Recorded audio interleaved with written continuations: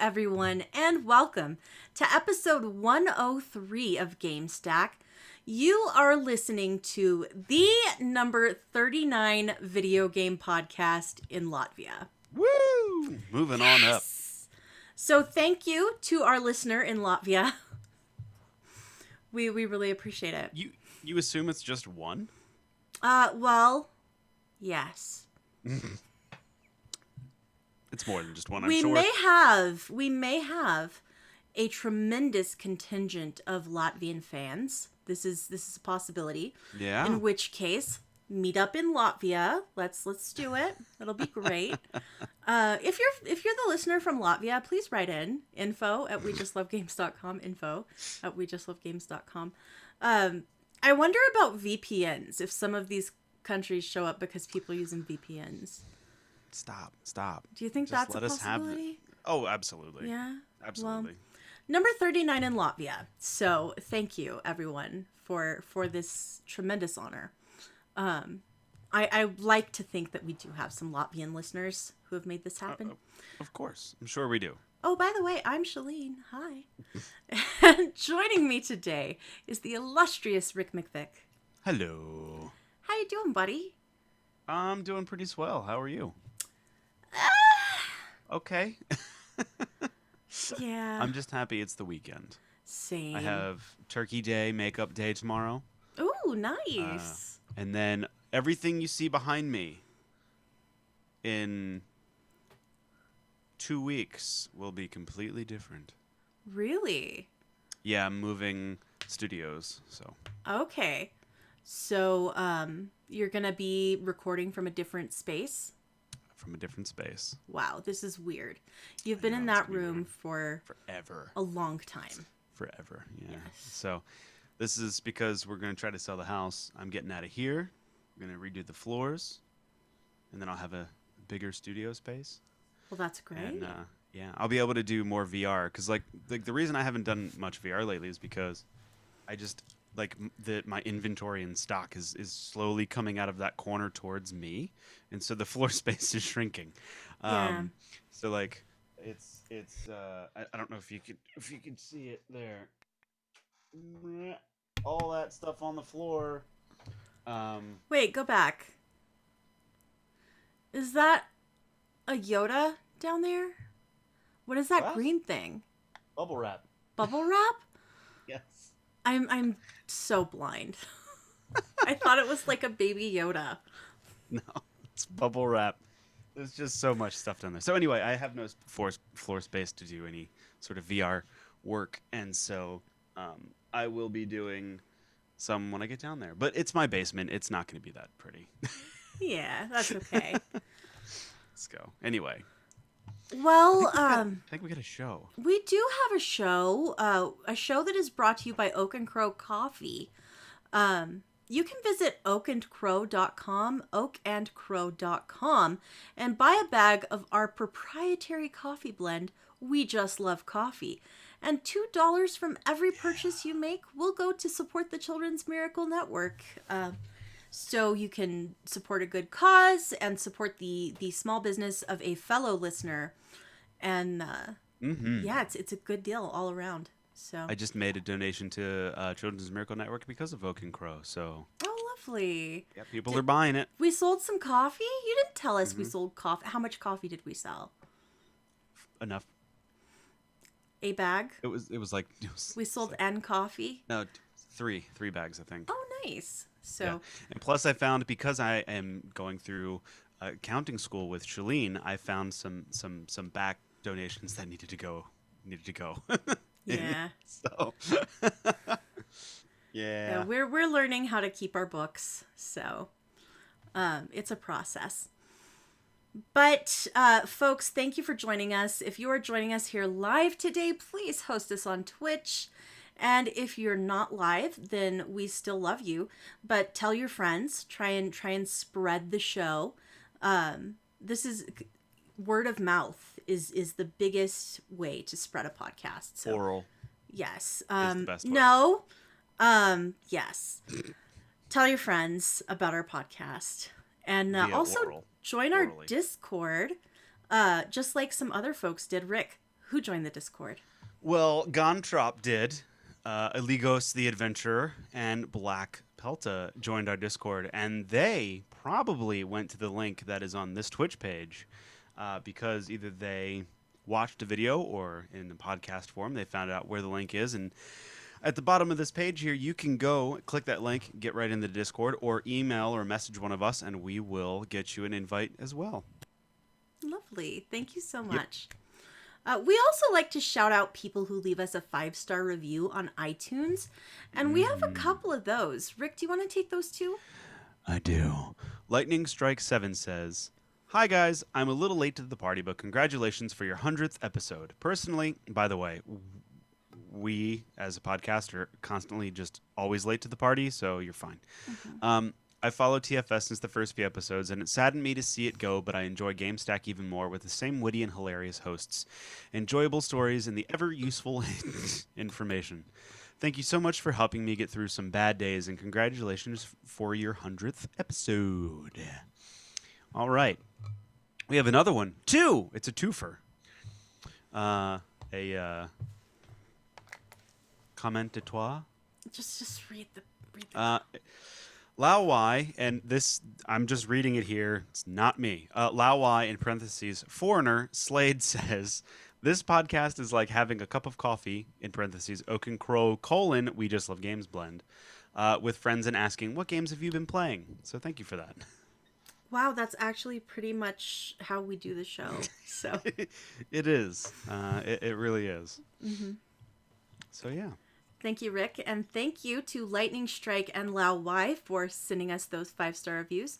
If you leave us a 5-star review with some text on iTunes, we'll shout you out too, because we appreciate it.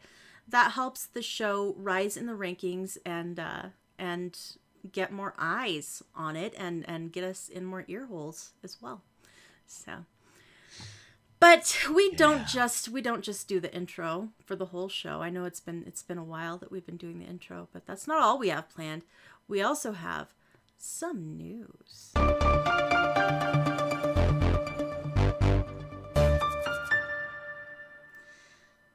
This just in. I forgot the name of the news segment. As always, shout out to Joseph Tao. We really appreciate the work that you do helping us to compile the news every week. So, yay, Joseph. We love you. Our first article is about Kickstarter moving to the blockchain. And I saw this and people on the internet were mad about it. And I tried to read about it. And it was like, I don't know. I'm a pretty smart person, or I like to think that I am. But I can't get my head around this. I don't understand it. Rick, tell us about Kickstarter and the blockchain. Well, first we need to go over what exactly a blockchain is. Blockchain was invented by a fellow, I can't remember his name, I read the white paper, but nobody knows who he is. He published a white paper and developed the blockchain, and he's a ghost. What's a white paper? A white paper is like a scientific paper for IT stuff, I think is the best way to describe it. So it's like a published paper in the IT sphere, I think. So anyway, he wrote this I think it was like 6 pages long, and he came up with this system, and it's what Bitcoin and all cryptocurrencies are based on, and it allows for 100% transparency. Anyone can see it. It's chronologically set up so everything, the first block is always the first block, and then it goes, from there, chronologically ordered. It's pretty much unhackable. Because the way that it's set up, there's no point in doing hacking on it, and I'll explain that in a second. And it has a lot of non-repudiation, which means that the way that it's set up, you can't do double transactions or fake transactions. It's like it's almost impossible to do. So basically, think of it this way: we'll use Bitcoin as we'll use Bitcoin as an example here. So you have a box, okay, Shalene? Okay, I have a Following box. me so far? Got a box. Okay. It's in the shape of a block, right? It's a square. Okay. And the box is Square open. box. And there's nothing in there. So we're going to do Bitcoin transactions. User A, transaction with user B. And they have like unique numbers to them, okay? So, A gives Bitcoin to B, and that goes in the box, right? And then B gives it to Z, and then that goes in the box. And then like Z gives it to X, and that goes in the box. And then like M gives some to N, and that goes in the box. So all these transactions are happening, and they go in the box, right? Following me? In The box is chronological no order. longer empty. It's full of Correct. numbers, which are Yep. basically receipts recording transactions. Yes. Yep. Basically. And then once the box is full, the box is closed. Okay. Okay. So no more transactions can go in the box. And then there's a mathematical equation called a hash made of this box, and it presents a string of numbers. Okay. A It's hash made unique. sounds like something I would order for breakfast in the South. So it's a mathematical equation based on the amount of bits in this box, like the ones and zeros in this box essentially. And it will always be that same hash. No matter how many times you calculate it, it will always be that same random number, okay? Okay. That number, okay, gets given to the next box, the next empty box, right? And then that empty box will say, okay, I'm going to recalculate that box that was before me and make sure that the hash it gave me matches the hash that I calculate for that box. Does that make sense? Yes. But I, So I, I if don't like the direction this is going. It's very mathy. so if it calculates and the hashes match, then the blockchain continues and more transactions go in that box. And then once those two are done, I think a hash is made of those two, right? Okay. And then that goes into the second box. That goes, or sorry, the hash is made of those two. That goes to the third box, and that third box then calculates the previous hash to make sure they match. So, and it does this. It just keeps doing this and builds a chain of blocks. Right. So eventually you have like block 847, which has Right. those numbers, that number that represents the previous 846 boxes. Yes. And so if that number doesn't match, that means something changed in those previous 800 boxes, and that chain is thrown out and re-downloaded from the hub again, and then those calcs. So when you hear of mining, that's all they're doing is they're crunching the numbers on these blockchains and building the blocks. So, but here's what's crazy. You can go into any transaction, into any block, and see who gave money to who, right? At any time. Everyone has access to this. Complete transparency. Complete transparency. And the reason it's very much unhackable is the only way to hack it is to have a computer powerful enough to calculate more of the hash. There's the way that it works is kind of strange because it's like all these miners are calculating their own like blockchain. Let's just again use Bitcoin. So you have miners all over the globe mining Bitcoin. They're just calculating the same blockchain, and then they all get compared together. If one of them's is wrong, then they have to like kind of start over. So the only way to really hack it is to have a computer that beats everybody in the world collectively. But by the time that you get to that point, you might as well keep on going with like the legitimate blockchain because you make more money doing that than trying to hack transactions at this That's point. fascinating. Okay. It is a really, really, really cool way to have transparency, non-repudiation, security, and accountability. It's also completely decentralized, which is one of the reasons governments don't really like cryptocurrency, is because of all the transparency, and you can't centralize it. The why Kickstarter is moving to this, possibly security reasons. Maybe if someone donates, that goes into the box per se, and that gets hashed, so there's more transparency on like who's funding Kickstarters.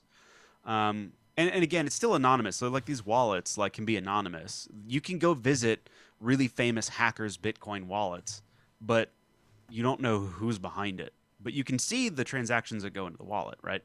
Um, but so maybe it's a way to kind of handle that. But I don't really know. They don't even say why they go into why they're using it. They go on. The Kickstarter does say, as a user, whether you're a creator or a backer, the Kickstarter experience you're familiar with will stay the same.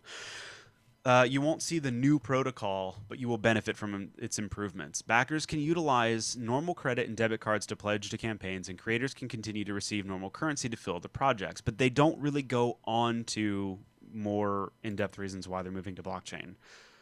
So it's still kind of like, why? Don't know. It's just it's a weird move, but you do see more and more companies adopting blockchain technology for things other than transactions. So I think I have even less interest in cryptocurrency than I did before.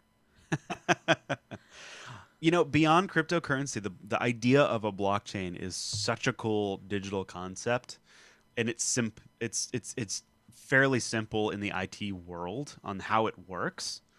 It's a really interesting thing, and it's kind of funny that the guy who invented it is a complete ghost. Yeah. Nobody That is knows who he funny. is. There's a name on the white paper, but nobody like it. It means It's nothing. like a So code name. I don't even think I can't remember. It's not. It doesn't even sound like a code name. It's like let's see, where's the guy's Is it name? just like a very standard name? Just something, a name that is shared by many people? No, I typed in shite instead of white. Um, The Shite Papers? the shite papers. I'll have to Those are find the name, different but papers. yeah, I'll have to find the Charmin name makes of it. those. Yeah. So a guy apparently came up with it in Satoshi Nakamoto.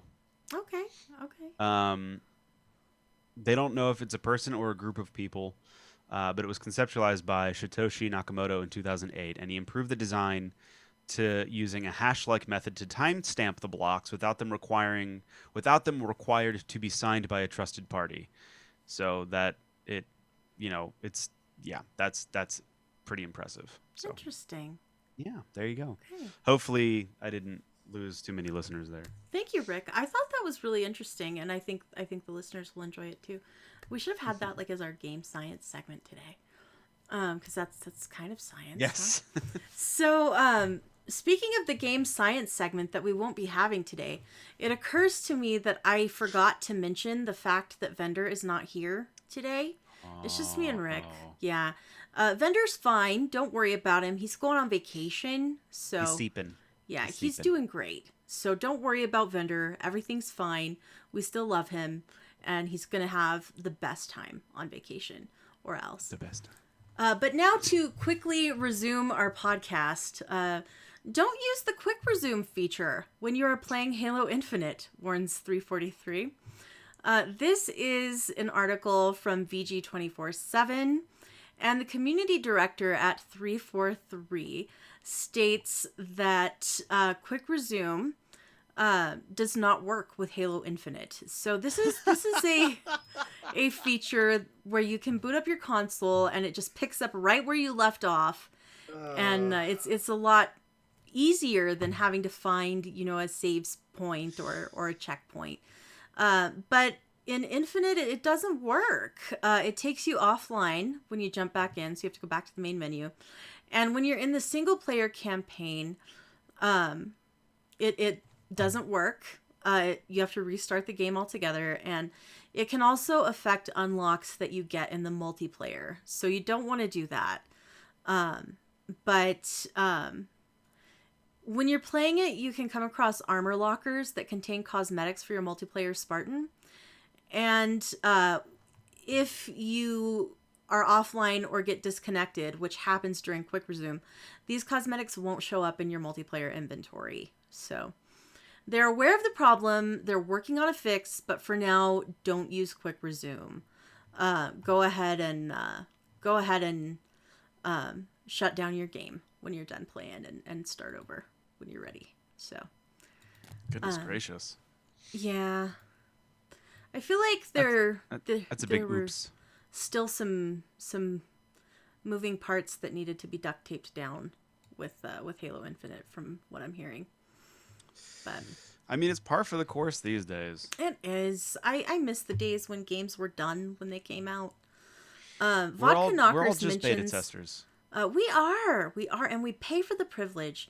Vodka Knockers says that the continue option in campaign for Halo Infinite does not pick you up exactly where you quit. So that's also important to know. He says that he had a squad of Marines and a Warthog quit, and then when he resumed, they weren't there. So they probably got hungry, Vod. They probably just went to make sandwiches. And I think you're being unreasonable, expecting them to just wait for you all the time. So you've got to be kinder to your Marines, friend. You've got to be kinder. I just realized something, Shalene. Something you said. We pay for the privilege. You do realize that there have been times where companies have put out a game we've been looking for, and they're like, "Hey, if you pre-order now, you get into the beta, and you can play it earlier, right?" Well, we're all just kind of doing that, but they're not Yes. telling us it's the beta. So, in a sense, we're all pre-ordering games and playing the beta, and then by the first or second patch, that's when the normal version would have released. So we're all just playing games earlier, just more broken.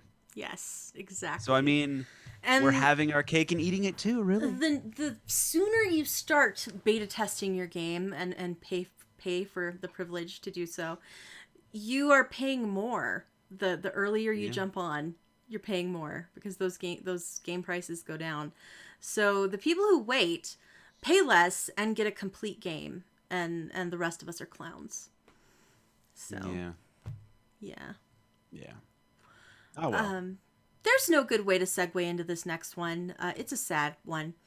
Nintendo engineer Masayuki Umura has passed Sure. away at 78 years old. Masayuki Umura was he joined Nintendo in 1972 and was the lead architect for both the Nintendo Entertainment System and the Super Nintendo consoles during their development cycles in the 1980s. Awesome. He also worked on Nintendo's early light gun games in the Aw. 70s before leading the company's color TV console line from 1977. Umura served as the general manager of Nintendo's research and development division until 2004. And this is a gamesindustry.biz article by Danielle Pardis.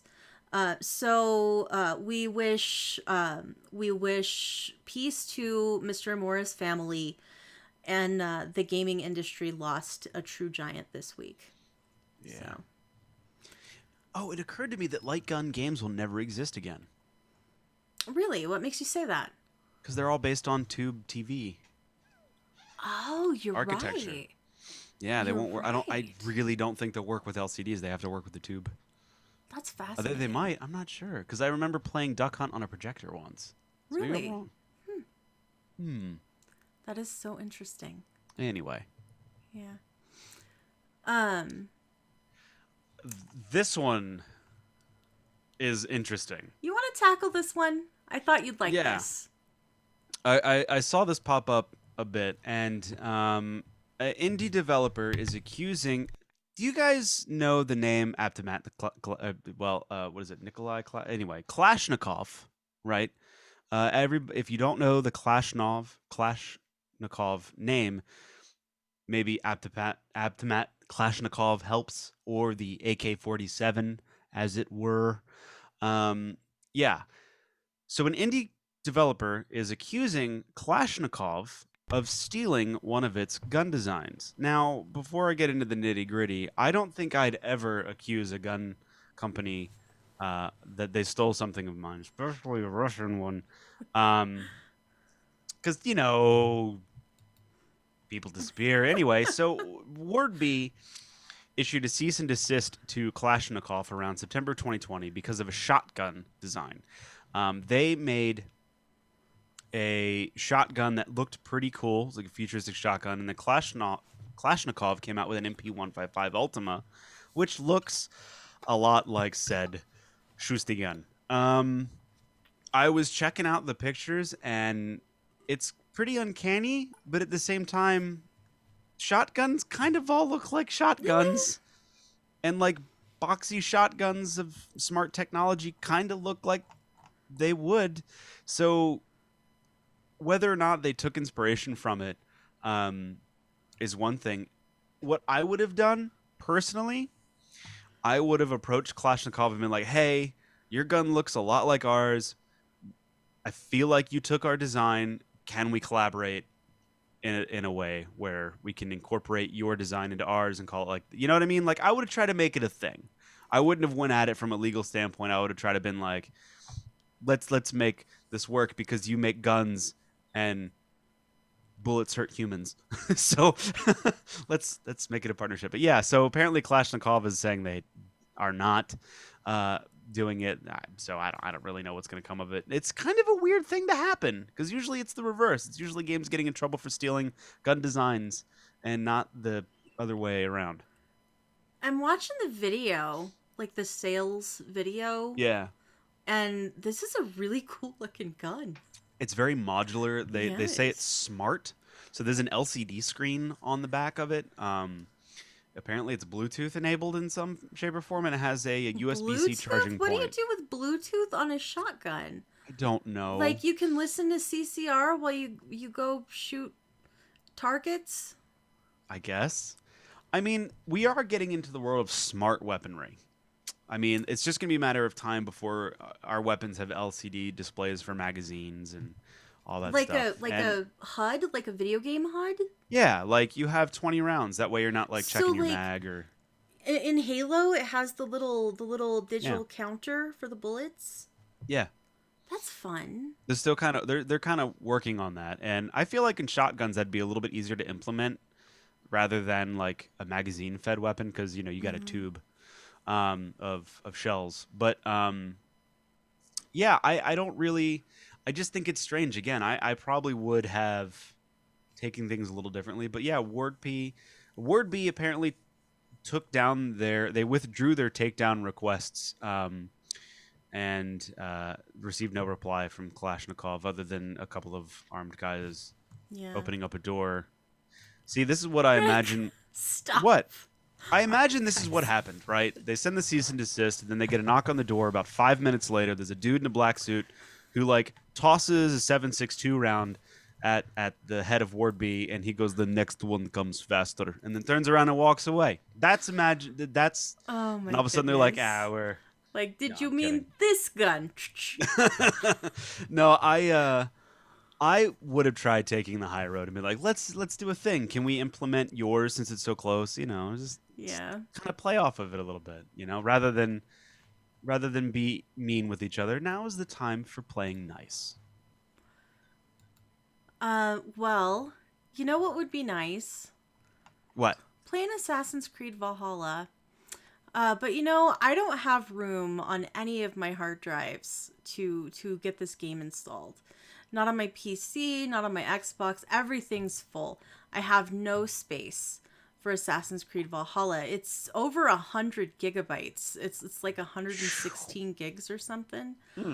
But the new update for Assassin's Creed Valhalla is going to make you reinstall the entire game. This is a VG247 article by Dom Pepiet. And this is going to compress the game into smaller file size. So you're going to be able to save some hard drive space. Okay, on all right. PC, it's going to you're going to save 34 gigabytes of space. On PS4, 30 gigs, PS5, 13, Xbox One, 30. And on the Series X/S, 44 whopping gigabytes you're going to save. So that is fantastic that's fine. news. Yeah. When I first saw this pop up, I'm like, really? Like there was didn't Fallout 76 have to do that? I don't remember if like they made you reinstall the game at least once. I don't think it was for a good reason. I think it was because mistakes something got messed were up. made. But this I didn't realize why they were doing it. So it's cool that they're like, hey, we're going to compress files. This sucks, but bear with us. We're trying to, we're like Call of Duty Call of Duty Modern Warfare was like just more. 200 gigs, 300 gigs. These games have gotten so big. The fidelity's getting crazier on them, It is. And you got to have that ray tracing and DLSS on there, I remember back in the day, the first time I noticed a game was like more than 10 gigabytes, and I was like, this is ridiculous. This is just crazy. It wasn't that long ago when 50 to 60 gigs was like, whew. Mm-hmm. Now they're, but I mean, we're demanding that volumetric fog, and the face features that just look realistic. So I mean, Not we to mention the hats. the All those hats. hats. I think it's funny we complain about things we ask for. We do. We're like, we want better looking games. Here you go. It's too Why big. is it so big? Well, if we change the resolution, it'll look worse. Like, I feel bad It's for so developers funny. because they can't win. They just can't win. Yes. Anyway. There was a little bit of Joseph Tao commentary on this article. He says that personally, he has not uninstalled Valhalla for a year, and he looks forward to having it take up 40 gigabytes on his PS5 rather than the 110 or so that it takes right now. So, yay, that's like a whole entire other game that Joseph will be able to play. What do you think Yeah. he should install in that space? Wolfenstein. Wolfenstein, that's a good It's the only call. thing I could think of. It's a good call. Yeah. It's a great call. Can't go wrong with that. Well, you know what happened last night, Rick? Were you around? What? The No. Game Awards happened. I was cutting records. Yes. Well, while you were cutting records, the Game Awards were setting records. I don't know if they were setting records. I was trying to do a thing. Sure. I'm sure. But a lot of people won a lot of prizes, and I thought we could just go through some of these winners. We talked about the nominees a few weeks ago when they were announced.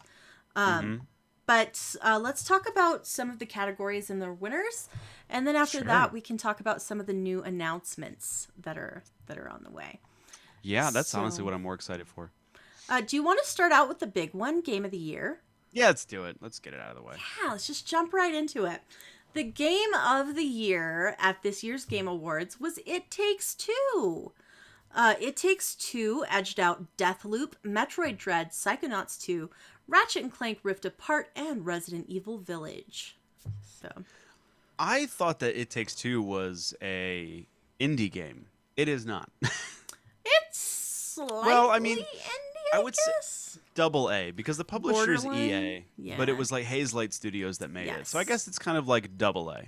We'll Yes. say. Which is, I think, I think this is great for the kind of in between game. You know what I mean? Yes, I agree with that. And I'm absolutely thrilled to see It Takes Two taking the crown. It's just, it's a fantastic game. I have enjoyed playing it so much. Yeah, I watched you guys play it, and it's a very cool co-op game. But an even bigger takeaway for me from this is I feel like we're heading in a good direction because there is no Call of Duty or Battlefield or Halo on that list. To And I be could fair, not be though, more happy. Halo only had like a day that it was True, released. that's true. But Nobody I'm just had saying we played don't. it when the nominees were announced. Sure, but I just threw that in there. But I mean that there's no big, what you would expect kind of games. Like even Deathloop is kind of a weird one to be on there if you ask me, because it's kind of an I agree with offshoot. And like Psychonauts 2 and Ratchet and Clank, you know what I mean? Like they're just kind of different games to be on the Game of the Year, and I really find that to be refreshing. Other than it's like we're gonna battle it out between Call of Duty, Battlefield, whatever Well, is what popular. would you, out of the games from this year, what would you have expected to be on that list that's not on there? I honestly would have expected Call of Duty or Battlefield just to be on there because of Yeah. what they were, but they were so horribly received that this makes me feel that there's like some life in these awards. You know, there's Right. people listening. So, but this also makes me feel like I hadn't paid attention at all this year to games. Same. Oh, same. Reading through all of the award winners earlier today, I realized that I've played so few of the nominees this year. And I want to play The Village. I really want to play Resident Evil The Village, but I just can't spend $60 on it. I just can't right now. Okay, we're gonna play this together. I have it on Xbox. Maybe we could do Survival Horror Sunday, and I could drive, and you could be Sure. there.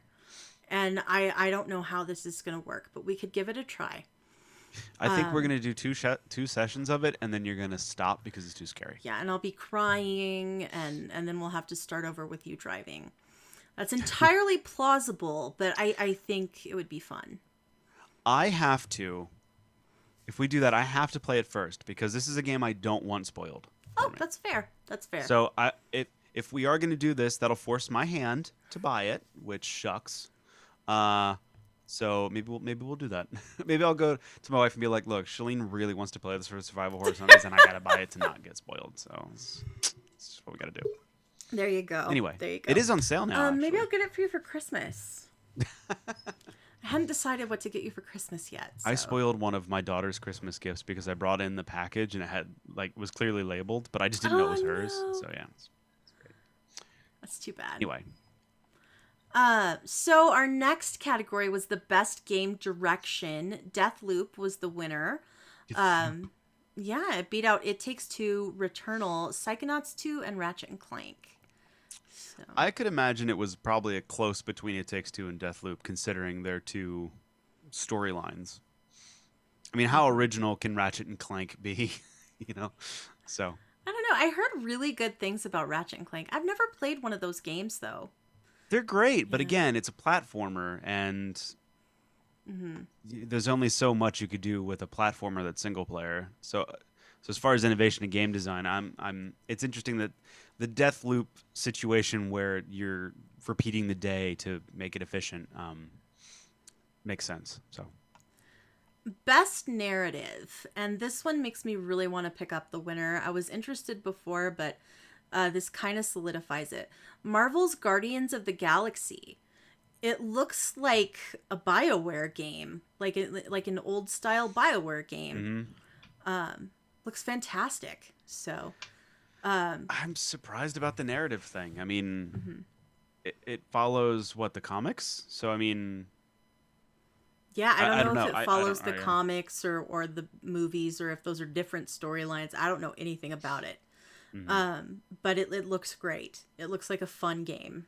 I was very impressed by what I've seen. Yeah, a lot of people seem to dig it. It did beat out Deathloop, It Takes Two, Life is Strange True Colors, and Psychonauts 2. I feel like Life is Strange was a real contender there. I haven't finished it yet. Well, Vendor and I have not finished it yet. I've been wanting you guys to play it because I miss watching you guys make horrible decisions. Yes, but we really enjoy what we've played so far, and I feel like it's a much more adult story than Life is Strange has been in the past. It's a more serious narrative. Best art direction went to Deathloop, beating out Kena, Bridge of Spirits, Psychonauts 2, Ratchet and Clank, and The Artful Escape. The sheer number of nominations for Ratchet and Clank is really impressive to me.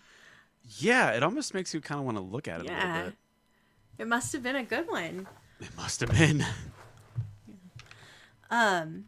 Best score music went to Nier Replicant version 0.1.224744871139. I wholeheartedly disagree with this statement. I went and listened to the Nier Automata soundtrack, and it's just ballad after ballad. There's a couple upbeat combat things, but it's just boring ballads after boring ballads. And it beat Cyberpunk 2077, which they had like 3 radio stations full of original songs that were created by like Grimes and a bunch of other people that are slipping my name right now. Cyberpunk had a fantastic soundtrack. I am shocked that it was beaten. Run the Jewels was on it. I mean, like, the Armed was on it. I mean, like, it was the Converge. I mean, it had so many different groups making original music for this. And I still say that some of the cinematic moments in that game are some of the most memorable for me. And I just listened to that Nier Replicant, and I'm like, I don't know how this won. It was so bad. It was boring and trite and been done before and just blech. Best audio design went to Forza Horizon 5 over Deathloop, Ratchet and Clank, Resident Evil, and Returnal. How do you feel about that? You've been playing some Forza. I'm going to assume that this is because of the research and development that went into the cars. Not so much the way that it was implemented, because like the cars sound really good, but like everything else is just feels like a racing game. There's nothing too woohoo about it. But what they did was they they spent a lot of time replicating engine sounds from the source. And as you put different parts on them, it changes the tone of the engine. So like That's racing really exhaust. cool. Yeah. So like how like Battlefield used to treat how Hmm. Battlefield and Call of Duty used to treat firearms, like recording the actual firearm. That's how they treated the car engines and That's stuff like neat. that, and whatnot. So, and then depending if you're sitting in the car versus like the cameras outside of the car, changes the way the car sounds. So that's cool, and I think that's why they won.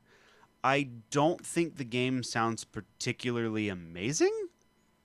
Um, as far as just, I mean, it's a car game. It did. I mean, like Hmm. the cars sound cool, but it's not like it's not a game I play and go, oh, this is, it's not like Senua's Sacrifice where you're like, holy crap, Yeah. this game The sounds amazing. audio in Senua's Sacrifice was Yeah. so good. I would have thought that Resident Evil would have won this one, but I Hmm. think because of all the background work that they did, that's probably why they pulled ahead with the audio design. So, It's really cool. yeah. The next category is Best Performance, which is awarded to someone for voiceover acting or motion and or performance capture. The Yeah. nominees were Erica Mori, Life is Strange, Giancarlo Esposito for Far Cry 6, Jason E. Kelly for Deathloop, Maggie Robertson for Resident Evil Village, and Ozuyama Akaga for Deathloop. And the winner was Maggie Robertson for Resident Evil Village, who of course was the tall vampire lady. Yeah. Yes. I think this one's deserved because I was reading an interview with her and she had no idea what she was doing. She didn't even know what she like. She got into the table read and she had no idea it was for Resident Evil and she had the part. Um, and she had never done mocap. She came from like theater background, so this kind of makes sense. Um, Giancarlo was just doing his. He was just He's the batting it same again. character Yes, every time. Gus Fring over and over. and Sometimes it's a he's great sci-fi character. Gus Fring. This time he was ethnic Gus Fring. It's just he's different every time. But it's a great character. Like Ben Stiller, Oh his yeah, he's characters are all incredible. the same, but they're great. But Maggie Robertson definitely deserves that win. And this woman, she captivated the entire internet for like a month with Tall Vampire Lady. It was, So yeah, it was so funny to read her like her friend being like, "You're blowing up right now," and she's like, "What are you talking about?" And then she's like, "And everyone was talking about my feet." Like being stomped on and walked on by this giant uh, vampire lady. the internet She's was just like, so "What?" thirsty for her. It's It's crazy. such a weird.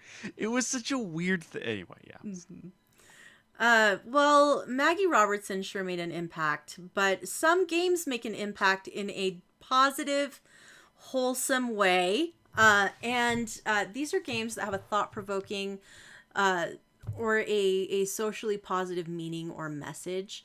The nominees were Before Your Eyes, Boyfriend Dungeon, Chicory, A Colorful Tale, Life is Strange True Colors, and No Longer Home.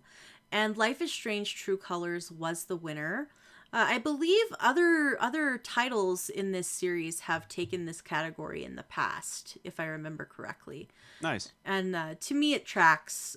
These games tackle subjects that video games usually don't, Hmm. and they tend to handle it in a way that makes you think and a way that makes you empathize, which is funny because the Life is Strange True Colors main character has the power of empathy. So, yeah. Yeah, so I'm not laughing at that. I'm laughing at chat. Yes. Rod says those. He says love those GOT memes with Tormund saying, "Is the big woman still here?" and showing a picture of Yes. Lady D. Exactly. That was one of my favorite memes as well. I Gosh, I love really Tormund. I enjoyed Tormund and I enjoyed his love for Brienne. I thought it was so wholesome. I wish they would have gotten together. That would have been Me too. nice. So Yes. They were gonna have giant babies who would conquer the world. yeah. That was the best. He's was it the Hound he was talking to? And he's like, Yeah. I've The seen the way Hound. she looks at me, and he's like she wants to kill you. You do know her. um, Yeah. so good. I could go off on GOT. So good. The best ongoing game is for a game that is still in development, a game with a changing player experience, Apex Legends, Call of Duty Warzone, Final Fantasy XIV Online, Fortnite, and Genshin Impact. And the winner was Final Fantasy XIV Online. I feel like the people who love this game really, really love this game. Yes. Yeah. Tim? Yeah, I think he's into it. And of course we have Setsua starting up a show that is largely focused on it on our network. So congratulations, Final Fantasy fans. It's pretty good. Yeah. Hi, Vendor. Vendor's in chat. Hi. How you doing, buddy? We're very happy to see Vendor. Best indie game was won by Kina, Bridge of Spirits, which I thought looked fantastic. I really want to play that game. The other nominees were 12 Minutes, Death's Door, Inscription, and Loop Hero. Gotcha. So, yeah. The next one, the best. Sorry, I just realized that Valheim was on here, and I completely forgot that came out this year. Yes. And for best debut indie game, that was nominated, but it did not win. Kenna, Bridge of Spirits, was the winner. Sable, which Sable had a really cool soundtrack that was done by Japanese Breakfast, I think. And Artful Escape and The Forgotten City and Valheim were all nominees. I feel like Valheim was this flash in the pan. It was, yeah. And what I think not killed the game. That's the wrong term. What I think diminished from that game was they had this really beautiful roadmap, but they had such an influx of players, they had to fix bugs and push the roadmap back. So what would have been a continually engaging, content-oriented game has now been left behind because they were so busy with the influx of players from that big boom. So, yeah, I still really like Valheim. I just haven't gone back to it. Yeah, there's so much to play. It's really hard to stay on track. The best mobile game was Genshin Impact, which is another one that I feel like the people who love this game love this game. Yeah, my wife plays it a good bit. Yeah. I've so heard weird that it like, plays a little bit like Breath of the Wild. A little bit. It's like Control-C, Control-V, change a few things. Okay. I mean, the developers specifically said that they were very much inspired by Breath of the Wild, and you can see it from there. But it was weird because I walked downstairs and I see my wife playing this game with her character running around in a little mini skirt that gave you just tiny little glimpses of her butt. I'm like, what are you playing? Like, you've never done anything with anime at all. She's like, Genshin Impact. It's a lot of fun. But yeah, so I mean, it's got a good player base. They seem to really walk that line. I mean, apparently it is fairly grindy, but yeah. Yeah. So. But it makes sense with the mobile because it does work really well. Best community support went to Final Fantasy XIV Online. This recognizes a game for outstanding community support, transparency and responsiveness, and social media activity, game updates, etc. I think No Man's Sky not get this. Well, true. That's a good point. That's a really good point. No Man's Sky has had a whole journey. Everything they do is free, and they're huge updates. Interesting. I guess. Yeah. Okay. Community support is really good for Final Fantasy XIV Online, though. I've definitely I get that part that. of it. I get that part. What do you think was the best VR game, Rick? I was surprised at this one, only in the sense that it was such a limited platform because it was limited to PSVR. But Resident Evil 4 won that category. Hitman 3, I Expect You to Die 2, Lone Echo 2, and Sniper Elite VR were contenders, but Resident Evil 4 won out. I wish I could play it, but I don't have a PS5 or a VR for it. I still really, really like hot dog, horseshoes, and hand grenades because that's just my jam. So fun. I realize when I go downstairs to the basement, I have a much bigger space, so I want to get the Valve VR and put the cameras because that's the problem with I get like old man whiskey hands because of like the HP because it's the mixed reality is not that good. So every time I hold a gun, it's like this, but my hand is steady. When you move into the bigger space, can we finish Alex? Yes, absolutely, yeah. I would really like to finish Half-Life Alex. Yeah, we definitely will. So good. Best action game was Returnal, That was a game that I really wanted to try, but it's impossible to get a PS5. I did want to point out. Well, first of all, I'm glad that Returnal beat Back for Blood and Death Cry. Death Cry, Far Cry 6.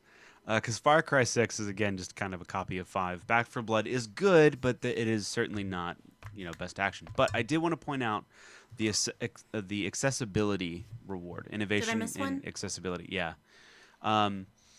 games are trying very hard to be accessible to all players, regardless of you know whatever disabilities or anything like that. And one of the things that my wife pointed out to me was, because she's a web developer, they're always working on accessibility, of how accessible Forza Horizon 5 is. And it was actually the winner of the innovation in accessibility. You can set this game so all you have to do is hold down the gas and it plays it for you.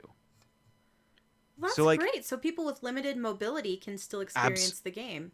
yes, and like the apparently the amount of accessibility, like people are using it to cheat, of course, but if you are someone who really would love to play a racing game, but you don't have for whatever reason the dexterity to handle a car in that regard, you can play this game. And they put in so many different options to cover so many different things. That's And wonderful. they did a really good job of it. I mean, it's a huge list of options you can select in difficulty curves, and it's crazy. So I just wanted to point that out, because games are moving in that direction where they're trying to get everyone to play them regardless of what ails you. That is absolutely wonderful. Thank you, Rick. Mm-hmm. The best action adventure game was Metroid Dread, which I'm glad to see Metroid Dread take something home. It's good. It's very good. This category was for the best action adventure game combining combat with traversal and puzzle solving. And yeah, this game nails it. Absolutely. Dread's a good choice. The best RPG. I feel like there weren't that many RPGs this year.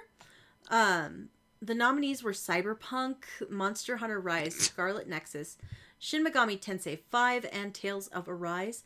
Tales of Arise was the winner. I feel like Cyberpunk was thrown in there just to be nice. Yeah, I mean, I think it was thrown in there just because it was the only other RPG. I mean, And that term should be really loosely used with, yeah. because it's not necessarily an RPG per se. It's more like Fallout version of an RPG, where you're just going to end up shooting stuff most of the time anyway. Hey, guess what was nominated for Best Fighting Game? It was one of our favorite names of the year. What? Melty Blood! Melty Blood got a nomination. It didn't win. Guilty Gear Strive was the winner. It beat out Demon Slayer, Kimetsu no Yaiba, The Hinokami Chronicles, and Nickelodeon All-Star Brawl, Virtua Fighter 5, in addition to Melty Blood, Type Lumina. So, congrats, Guilty Gear. The best family game, and we were talking about this earlier today. The best family game is It Takes Two. And this is funny because It Takes Two is a game about divorce. Yeah, that's what I was saying. It's a very strange game to say, like, let's play it with the kids. Yeah, it's really strange. Really strange choice. But It Takes Two, fantastic game. So definitely play it. I feel like it wins family in terms of couples more than in terms of families with children. So Couples aren't family. kind of our family. I know, I'm just being silly. The best sports/racing game was Forza Horizon 5. Makes And sense. I feel like there was not a tremendous amount of competition. I mean, first of all, they put Hot Wheels Unleashed on there. So, yeah, there wasn't a lot to pick from, but oh my goodness, there's so much more. Are we going to go through all these? No, we're stopping after the next two. I was going to say, yeah, we get to esports and We're going to do these next two and then we're quitting because we don't care about the other ones. The best sim strategy game was Age of Empires 4. And this was a weird category because it had these strategy games, but then it also had Microsoft Flight Simulator. and I feel like It's a sim. these are not the same. Mm-mm. You can't compare Age of Empires with Microsoft Flight Sim. They're not at all the same. So Different eras. they And sim and just strategy doesn't make sense either. no, they don't make sense. I feel like No, they don't. no, it doesn't make sense. So, best multiplayer game, It Takes Two, which I think is very deserving. It Takes Two does some very, very special things with the co-op. It beat out Back for Blood, Knockout City, Monster Hunter Rise, New World, and Valheim. So, Hey, look, that one mission in Back for Blood, like, is why I would have oh, it picked was it for lovely. that. The It's so good. jukebox Yeah. or Barroom Blitz. But Ballroom every Blitz. mission in It Takes Two is that good. Every Yeah, single one. and different, and different. So good. I adore it. So that's all of the winners that we're gonna cover. The rest are like esports and favorite internet person and stuff that we don't really care about here. So Absolutely. but you know what else? The Game Awards are not just for awards, because they're also for announcements. And I wish that I had been able to watch, but I was busy playing It Takes Two, which was far more worthwhile. But we missed a lot of great announcements by not watching the Game Awards, and I thought we should go through some of these. Rick, do you want to take the lead on this one? Yeah, sure. So one of the games that was announced on the Unreal 5 engine was Matrix Awakens. And I thought this was a really cool game to develop because the last Matrix games did so well. So I am going to be skeptical because we haven't even had the movie come out yet. And Good here we point. are making the game. So this means either the movie or the game is going to be complete garbage or both. Let's hope it's not. But if it's on Unreal 5, it will look like really good garbage. Yes, it'll be beautiful garbage. Beautiful garbage. Star Wars: Eclipse is a new game that's from Quantic Dream. It's set in the High Republic, so the golden age of the Jedi Empire. Now, I will say, I'm so excited. It promises a multiple character branching narrative game, and I watched the cinematic trailer, and I thought the cinematic trailer looked really awesome. Isn't Quantic Dream the guys that did Detroit? Yes, and you remember how much I love Detroit. Detroit Become Human, so good. I loved it so much. But my fear is it's just going to be a narrative-driven game, and you Well, won't have to. that's what Quantic Dream does. But you're a Jedi. Yes, and fight. You need to fight and shoot and stuff. Maybe not there'll talk. be some of that in here, but Quantic hope Dream so. makes story-based games. I had a similar conversation earlier in the House of Hooligans Discord with Wicked Wolf. He was like saying that he was really excited to see a new Star Wars game, and then it's Quantic Dream. And I was like, calm down, friend. You got a Souls-like Star Wars game. Now I get a story-based one. So Yeah. I'm very but excited. It will be interesting to see how that turns out. Alan Wake 2 is officially announced. It will be Remedy's first survival horror game. I did not watch the trailer. What did Remedy do? I don't know. Remedy did the first Alan Wake, of course, and they did Control. Then why did they recently. say Remedy's first survival horror game will be Alan Wake 2? Alan if they Wake did was Alan not a Wake survival 1? horror game. Oh, that's true. Well, Alan Wake that's was true, I guess. more of a thriller than anything. It was kind of borderline horror, but it's definitely not survival horror. I had loads of bullets at all times. That's true. You I see know, what you're saying there. it's not survival horror. So that'll be interesting. They say it's a pretty scary experience. So we'll see what they say. Wonder Woman game has been announced, and it's being developed by the folks who made Middle-earth: Shadow of Mordor, which the developers have a good pedigree. Yeah, it's also going to use the Nemesis system that was probably the most popular feature of Shadow of Mordor. Which is a cool system. But so if you're a fan of Wonder Woman, there you go. The Elden Ring was, they put out a cinematic trailer. I am really looking forward to the Elden Ring. I can't really explain why. It's a Souls-like game, right? Souls-like. Yeah. That's heavy magic focus. Apparently, the beta, they were saying the magic actually feels very impactful and heavy hitting. But it looked really cool. I love anything where you fight giant monsters. Love it. And this game is all about crazy, weird looking monsters, and I'm all about that. Well, great. Yeah. It's on my wish list. Suicide Squad: Kill the Justice League. Shows off some gameplay. I'm not a big comics guy, so I don't really care. Sorry. And then a Halo TV series.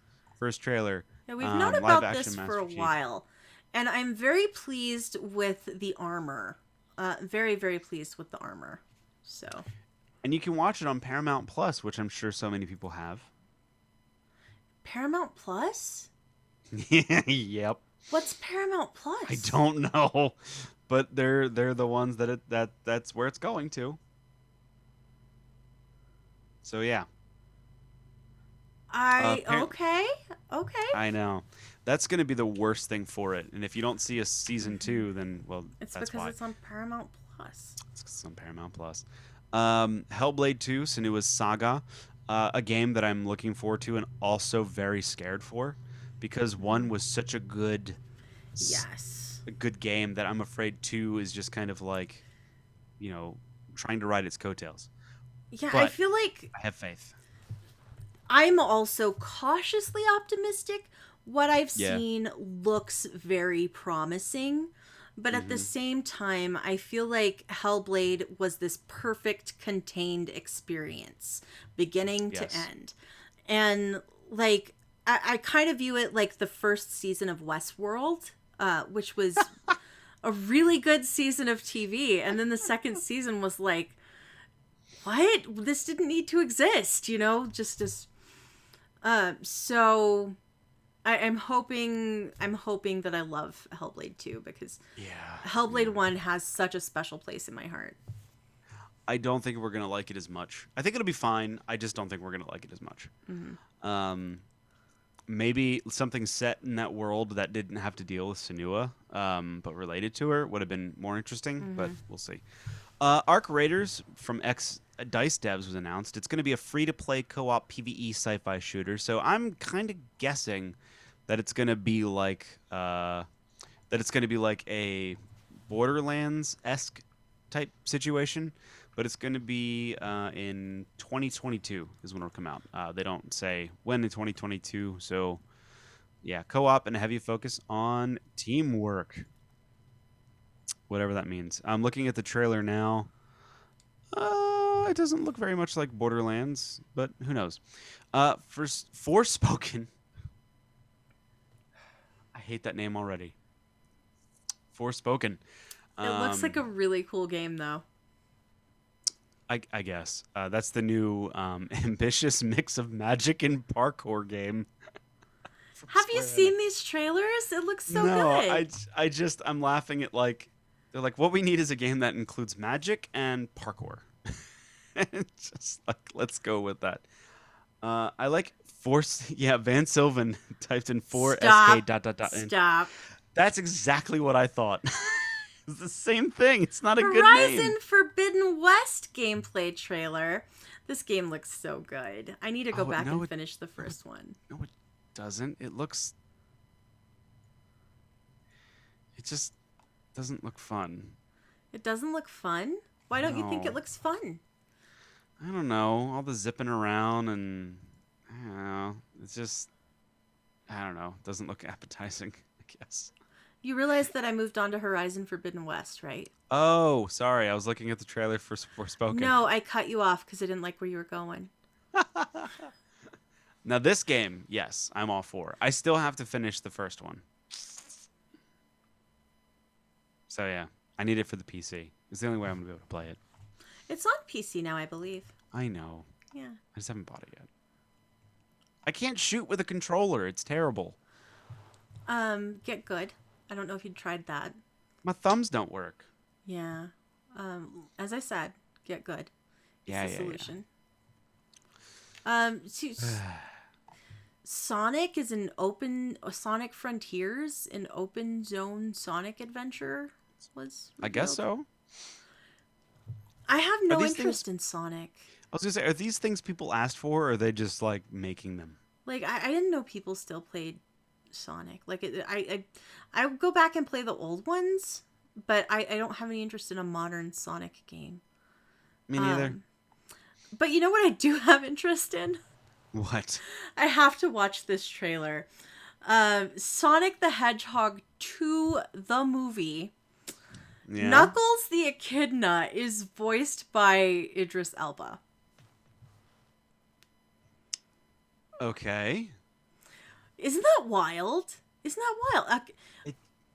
I'm gonna click play on this and see if we can just hear his voice. Oh, that's an ad. That's an ad. Okay. Idris Elba's voice for Knuckles doesn't really fit. If I'm remembering the character correctly. I can't imagine what this is gonna. Okay, so now we're watching the Sonic trailer. You guys can't see it. Rick and I can see it. We're just waiting to hear Idris Elba's voice. Little snack, and here we go. Oh, well, it's only in the stream. He eats a hot dog. Why does he eat a hot dog? He's zipping along. Scrub through there just to see if you can find Knuckles. So we're not wasting too much time on this. I've been gone. Yep, scrubbing. Step one. Oh, at least Jim Carrey's back in it. I guess. How was the first one? Did anybody watch the first one? I don't know. Gosh, I'm glad we. There he is. Did you hear him? Are No. my manners. Sonic, No. meet Knuckles. Is Knuckles good or bad? Okay, so all we heard was he did like kind of a grunt. Okay. This is so weird. I can't. That was good podcasting. That 5 minutes we spent. So scrolling weird. through We didn't the spend stupid 5 trailer. minutes. We didn't spend 5 minutes. It was Felt like 5 minutes. Well, every minute with you feels like hours. So Okay, Cuphead, the Delicious Last Course DLC was. The release date was announced because apparently that game's still getting DLC. You know what? It kind of makes sense. Oh, look at how cute this lady is. Look at the lady Cup. She's so cute. I was going to say, it kind of makes sense to how long it takes because they hand draw everything. Yes. Mrs. Chalice. Her name is Ms. Chalice. Aww. She's so cute. I'm going to have to Inkwell go play Isle. this. This is so cute. We get Star Trek: Resurgence. It's a post-TNG game made by Telltale veterans, so it'll probably be a very narrative, which makes sense because it's... See, this makes sense for a narrative-based game because Star Trek largely was a lot of talking. Star Wars, there's wars. Not so much trekking. I'm really excited for both of these. I get a story-based Star Wars and a story-based Star Trek, and I am hyped. Oh, yeah, be hyped. I'm going to buy my first Telltale game when The Expanse, a Telltale series, which is a prequel to the TV series, comes out because I love the Amazon's version of The Expanse. Oh my gosh, I love that show. I've watched every season like 4 times through. That's great. Have you ever tried watching it? I haven't. I read the first book in the series, and I thought it was excellent. Just excellent. I am confused because this show. I really thought that Telltale as a studio died a horrible death. Yeah, that's right. What happened? I don't know. They have risen from the ashes. They have come forth from their grave and decided to make an Expanse game. So I'll take it. That's fine. A Plague Tale Requiem gets a new trailer. That's a sequel to the 2019's Plague Tale Innocence. That was so good. Dune Spice Wars is a 4X real-time strategy game. Silent Hill creator announces a new game called Slitterhead, which looks ridiculously terrifying. Among Us is coming to VR, because that's a thing now. And new Saints Row gameplay trailer shows off some crazy stunts. Let's see here. Ex-BioWare devs reveal fantasy Victorian survival game called Nightingale. And it just goes on and on. I think we can skip most of the rest of this. These other things are not super major. Do you think it's really strange that out of all of the Lord of the Rings mythos, they're giving us a Gollum video game? Because that's who we need to feel sorry for is Gollum. I think this was a really weird choice.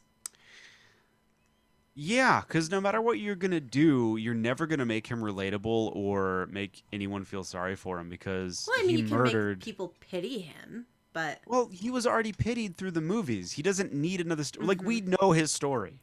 I don't want to He was play a as hobbit. I don't want to play as Gollum. He was a hobbit. He killed his friend for the ring. He tried to kill Frodo. He tried to kill Sam. Sam. He tried to kill Bilbo.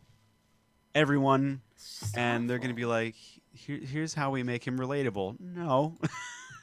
Yeah. No. So anyway, it's yeah. Well, I think that's enough Game Awards announcements. We could be here for days if we kept going through the rest of them. And you know what else we're gonna skip? Gamestock, because vendor's not here, so no one did it. Okay. Yeah, so we'll catch up with that next time. So we're gonna move on to the community spotlight, the community screenshots and stories segment. I don't have the. There was a noise I don't for this, a e- bumper. To I be don't have fair, the bumper. that wasn't up in the Google Drive, so we don't Oh, have them. good. We I'm either don't have. vendor. Get it together. I need the bumper. I'm really glad that it's not my fault that I don't have the bumper. Okay.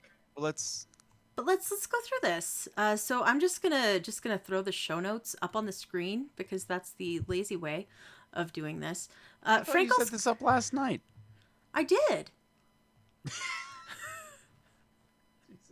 Okay, continue.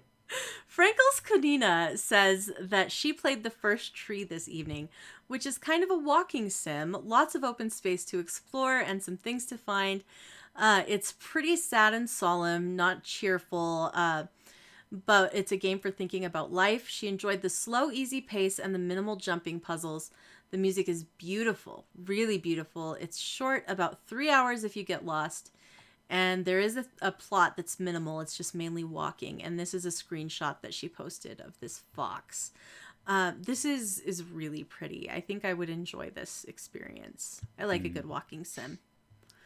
The next one comes from RTZ. He says, I've been quite enjoying Horizon Zero Dawn so far. Keep these Sony games coming to PC. I gotta play that game. And here is his screenshot, which I actually stole and added to my wallpapers file because it's such a beautiful screenshot. Yeah, Horizon was beautiful. Gorgeous. Just gorgeous. I really need to go back and finish that game. Marakamoli7225 says, well worth the grind of this Gyarados that he evolved from a Magikarp. So that is not easy to do. No? I would No. not. I don't know a ton about Pokemon, but it is not easy to turn your Magikarp into a Gyarados. So You better be worth it. yeah, he's good. Look at this guy. He's huge. He's like a sea monster. Yeah, he is big. He's enormous. And then this one was from Vendor. This is a screenshot of his Fun Run character. I believe Vendor's comment was that his character has reached his final form. This is just so cute. It's so cute. He's been sending me updates of his Fun Run character as he changes his outfits. So he's wearing like little monster slippers, and his character is some kind of a chameleon style little guy. He's wearing a little bathrobe and a Christmas wreath around his neck, some little sunglasses with flames on them, and a towel on his head. So Formal says that looks like him in the morning. Which Which I can so see. cute. So cute. Yeah. Nice. So Rick, what you been What? playing, buddy? Well, I decided to take a bit of a break from Forza and Kingdom Come. Oh, real quick in Kingdom Come. Last time I played it, I got stuck. There was a big fight at this fort, and we were attacking this fort, and it was full of raiders and humans. And the penultimate battle was me against the guy who first laid me out at the beginning of the game and stole my sword. And so Henry valiantly follows this guy up into a church steeple, and we have a sword battle. And I beat him relatively easy this time. Nice. And yeah, I was happy. And I bashed his head against the floor a bunch in the cutscene and killed him before I could figure out where the sword was. So I have no idea what happened to the sword my father forged for Sir Radzig. And that's where I've left off with that game. And I decided that I wanted to play Wolfenstein again. So I reinstalled Wolfenstein A New Order. And, I forgot how much I loved the storyline of that game. It's cheesy because it's that, like, big, buff, broody guy who's like, war is hell and blah, blah, blah. And he's, like, has these very broody comments. But when you put yourself in the beginning of that game where it's every nation flying against Death Head's compound, knowing that this is the final push against Nazi Germany, and if you fail, you lose, and you fail, and you have to pick between two of your friends to get which one gets their eyes chopped out, and Ooh. and whichever one you pick, the other one gets like PTSD from it, and like there's glimpses of that in the game, and then like it turns into this like Nazi Germany took over the world, they nuked the United States, they win, and dealing with that fallout, and some of the scenes from like the SS taking people who were considered less from loved ones, and it's just like they do a really good job of mixing very bloody arm fly combat over the top action with like, because at one point you go to the moon, you fly to the moon, and You get like to so go to it's the just moon in Wolfenstein? yeah, because that's where the nuclear codes are. That's And amazing. so at one point you go to the moon, but like then they juxtapose it with like, I'm gonna spoil it because it's been out for a long time. Yeah, It's go ahead. 2014. So what happens is you steal these aircraft prototypes with the you get, sorry, long story long, you fail in Death's Head's compound. You get some shrapnel in your head, and you're basically in like a conscious coma for 14 years. And you kind of snap back to reality in the 60s. You save the nurse that's been taking care of you from the SS, and you go to her like grandparents' house. The grandparents drive you to Berlin, or to a train station where you go to Berlin to free what's left of the resistance. When you're in Death's Head's compound, you pick between two of your soldiers to kill, right? I save the young kid Wyatt. He ends up being part of the resistance you free. So the resistance headquarters is located in the middle of Berlin under their noses. And then you start doing missions, like you steal like prototype helicopters, you steal a U-boat, and the U-boat happens to have nuclear warheads on it. So the idea is we're going to go to Death's Head compound, because Death Head is this very scarred up old German guy who's like, like he took the brain out of your friend while he was alive, and you like watch him do it, and he drills in the back and he just sucks his head out, Oh. and it's torture, but he does it in the name of science, And so you go to Death's Head's, you go to the moon to get the nuclear codes, and when you come back from the moon, the SS finds the resistance bunker, steals and kidnaps a lot of the people, including your girlfriend, the nurse that saved you, and a bunch of other people, and you have to then go to Death's Head's compound with a skeleton crew to free him. So you take the sub up, blow a hole in the wall, you get into his compound and fight your way through. And what he does is the final boss, Death's Head, takes your friend's brain that he's been saving and puts it in a machine. And you're fighting this machine, and when you like throw a grenade to like make its weak spot appear, he talks in your old friend Ferguson's voice, like, kill me please, like he's like being tortured in this machine and he wants to die. So you finally kill him. You go to fight Death's Head, right? In this big epic battle, there's lightning and zeppelins are exploding, and you finally kill Death's Head, and it's the cutscene, and you stab him a bunch of times in the chest, and he goes, "You're so gullible," and he holds out a grenade, and it goes boom in your face. And the next scene is you're crawling. You have like your guts are hanging out of your stomach. You've got blood all over your face.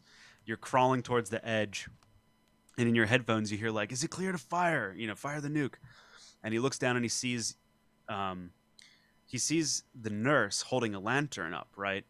And she's like leading all the prisoners to the helicopter to get out of there, and and Blazkowicz in his mind is repeating what it says on the plaque of the Statue of Liberty, likening her to holding the torch of liberty. And as the helicopter flies away, he lays on his back and he goes, "It's all clear." And then it cuts to the credits, and like that's the end of it. You know, the nuke goes off, and it's just like this. Wow, that's so It's epic. so poignant. It is very epic, and you're like, even though it's this like Arnold Schwarzenegger like, you know, character, and he's it's just you go to the moon and stuff. There's this really good underlying like sadness to this whole thing, and I beat it today, and it's such a good game, and it's such a fun story. And in between the main missions, there are times where you're just kind of walking around the Resistance headquarters, like, you know, there's this ex-Nazi German who takes care of a you know, a mentally handicapped person. Like this Nazi German had his wife and child killed in front of him by the SS because his kid had a clubbed foot, and so they killed it because it was inferior.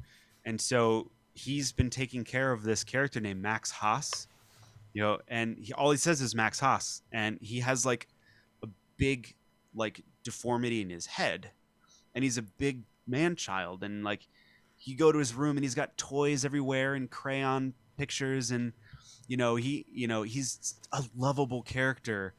And the tragic moment of like Max watching his this German, because that's kind of his father figure, and this German takes care of Max Haas because he's kind of like his kid, you know, even though he's a full-grown strong adult. And like, so when you go back to the Resistance headquarters to save him, you drive your car off this thing and hit a bunch of German soldiers, and as you're recovering from the crash, a soldier runs up and unloads his rifle into the ex-Nazi's chest a bunch of times. And like you can't do anything because you're still coming to too, and you just hear Max going, "Max Haas, Max Haas," and he grabs this German and he's beating his head. And then like he turns around, another German unloads a bunch of rounds into Max's chest, and he like runs forward and grabs him and like kills him, and then pulls the door off the car, and he pulls out his friend, and he's holding him, and he's just crying as he's like, "Max Haas, Max Haas," and the German's like talking to him in German, and he goes, it's okay, you'll be alone now, but it's all right, you know." It's so heart-wrenching. This is awful. But juxtaposed with dual wielding machine guns and blowing Nazi bits into, it's like, this is awful, Rick. I'm sad. Like in the second one, there's a scene where like your girlfriend Anya is pregnant, and somehow her shirt comes off and she's blowing Nazis away. So the final scene ends and she's like, you know, bare-chested, pregnant, covered in blood, holding guns, and you're like, this is the same game that makes me teary-eyed because of the story. It's a wild ride, and it has been so much fun to play through it. And if you have a chance to play Wolfenstein, go do it, because it's on Game Pass. It's so much fun. I really do need to go back and finish those games. It's short. I've it's played really a short. bit of one of them, and never went New back. Order is a lot of fun. So I have the Colossus installed now, and that'll be what I play soon. So anyway, that's what I've been playing. That was really fun. What about you? Yeah. Okay, so I played some Animal Crossing New Horizons. I'm still working my way through some of the new content. I know you're shocked. I know. But I got my new cafe built, my little coffee shop, and I was really excited about that. So the coffee pigeon Brewster has taken up residence on my island in the museum, and I was able to use amiibo cards to invite somebody to come and have coffee with. So I invited Tom Nook. I thought it would be good to get in good with Tom Nook. And he brought Timmy and Tommy, his little nephews, and it was so cute. And it was just adorable. We sat and had coffee, and it was so cute. And it made me happy. And Rick, I don't know if I've told you about the tulip situation on my Animal Crossing island. No. Okay, so flowers multiply, right? And you did mention this, yes. it's really bad, Rick. There are so many flowers on this island that the tulips have completely taken over. It's some kind of tulip It's an infestation of tulips. There are so many tulips that when I get a present floating by on a balloon, when I shoot it down, it just disappears because it has nowhere to go due to all the tulips. Can't you enlist some? Or? Well, I've been trying to dig them up, but it's a very painstaking process to dig them up. So I've been working on trying to do some tulip control, but it's going to be a process. I've cleared a few sections of the island, but there are so many left, so many tulips left. Moxie in chat says she wishes you could use a lawnmower to get rid of the flowers easier. Me too, Moxie. It's so painstaking of a process. She also asks if I have the DLC. Yes, I do have the DLC. I haven't played it yet. I haven't had a ton of time for Animal Crossing, but I'm looking forward to checking out all of that content as well. We did some Sea of Thieves together. Mm-hmm. Rick, you and Vendor and I played Sea of Thieves after the show last week. We did. And it was so fun. We were really, really excited to check out the new updates. And so we hopped into Sea of Thieves and shot off a bunch of fireworks. And it was so fun. And you shoot the fireworks out of the cannon, which I didn't expect, but it seems so appropriate. And it's so fun. They're pretty. So fun. And then we just launched off sailing with no plan. And that was... Yeah, that's right. It was one of the best nights of sailing that I've had in quite a while. Because there was absolutely no pressure. We just sailed around. I think we ended up doing a fort, a skelly fort. Mm-hmm. Yeah, we did. We got a lot of loot from that, too. We did, yes. And it was really fun. It was great. And I also sailed with Vendor and Archin a couple of days ago. It was last week. It was like Saturday or something. Nice. But, so, Vendor, he was wearing the hat that you get as a reward as part of the season rewards for Sea of Thieves. And it's this massive rounded hat situation. And he had on this jacket and he had done some facial hair and he looked like Jafar from Aladdin. Like uncannily like Jafar from Aladdin. It was magnificent. And he had that siren sail on the ship, the one that looks like a genie. On the ship. So he's Jafar, he has the genie. So I was like, well, okay. So I went down below and put on one of the little short shirts and did my best Jasmine. I had to buy a braided hair because I didn't have one.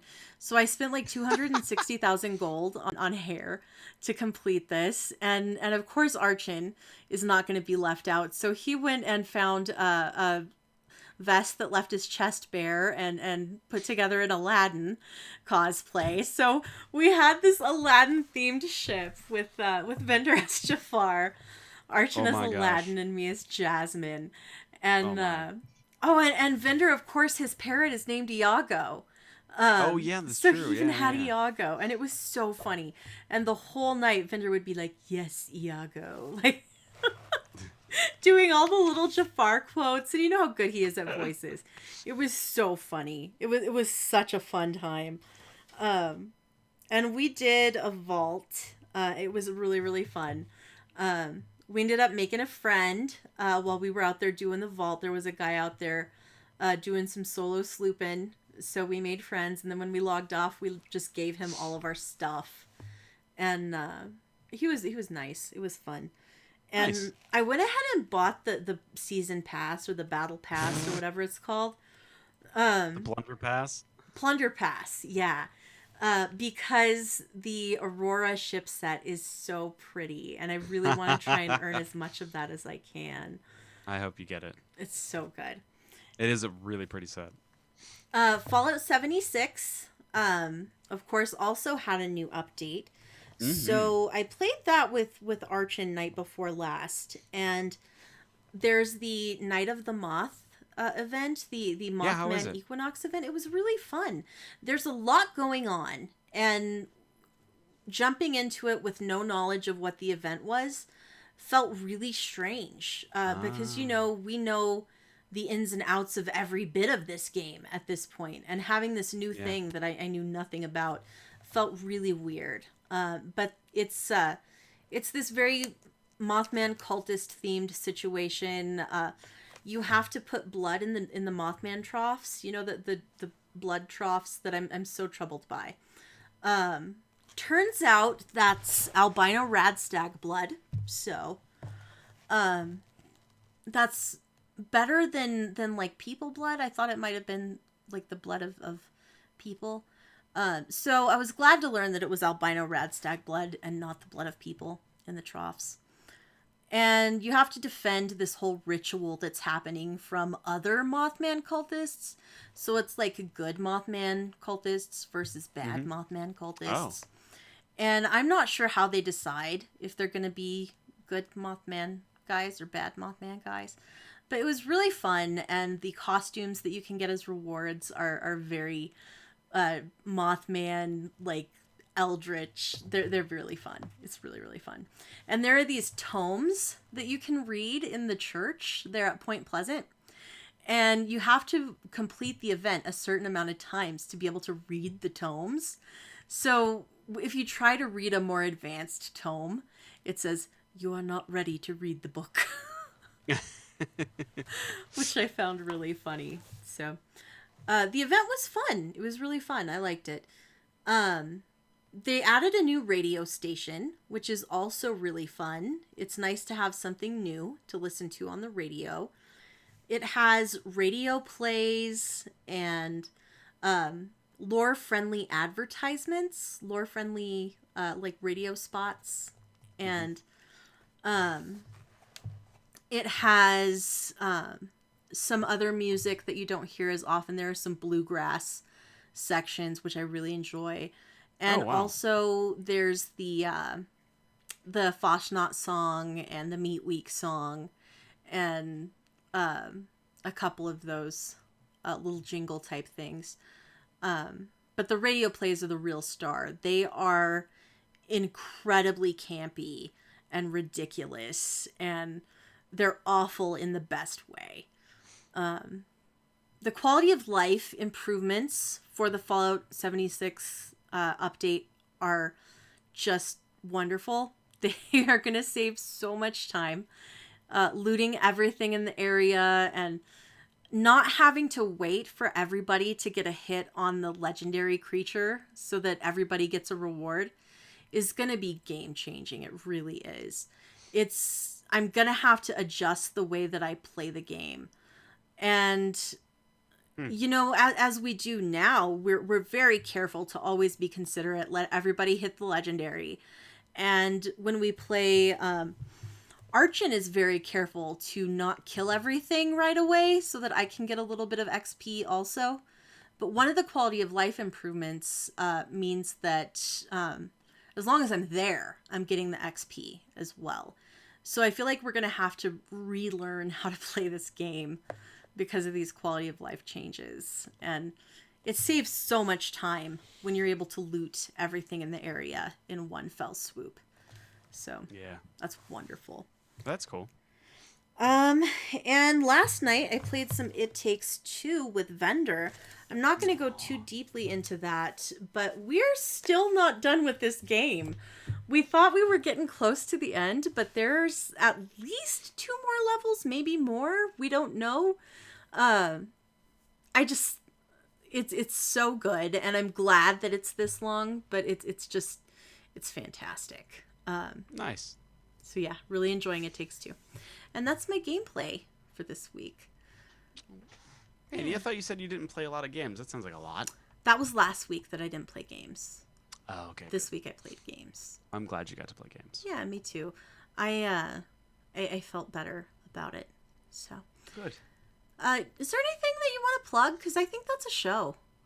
It is a show. And yes, we are actually doing a Sea of Thieves takeover. We got to announce that. We're combining, it's the joining of the houses, the House of Hooligans and the WJLG community Sea of Thieves server takeover. And I don't know, where's the info? I thought it was.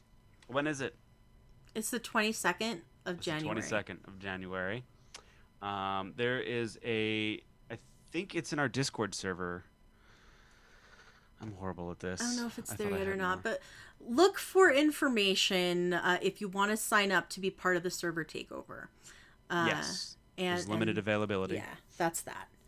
Tim's going to be a captain. Vendor's going to be a captain. I'm going to be a captain. We're all going to make it happen. Fantastic. So it'll be fun. Yeah. And also, again, we are sponsored by Oak and Crow Coffee, and every bag that you buy of the We Just Love Coffee blend on oakandcrow.com goes $2 goes to Children's Miracle Network. So yeah.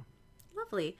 You can email us at info@wejustlovegames.com, info@wejustlovegames.com. We would love to read your emails on the show if you have questions or commentary, or if you want to share a nice recipe for maybe some cookies or something, that would be great. You can find us on Twitter at We Just Love Games. I am Shalene L, SHALINEL.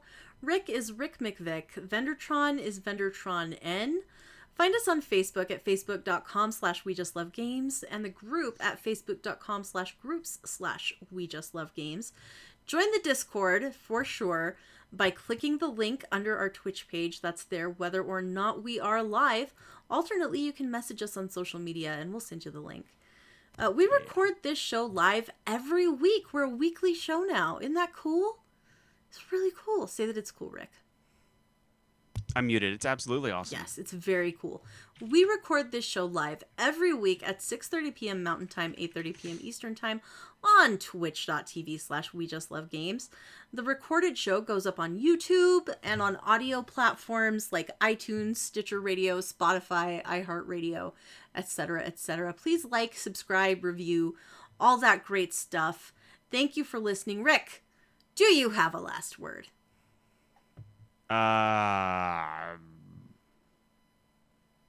No.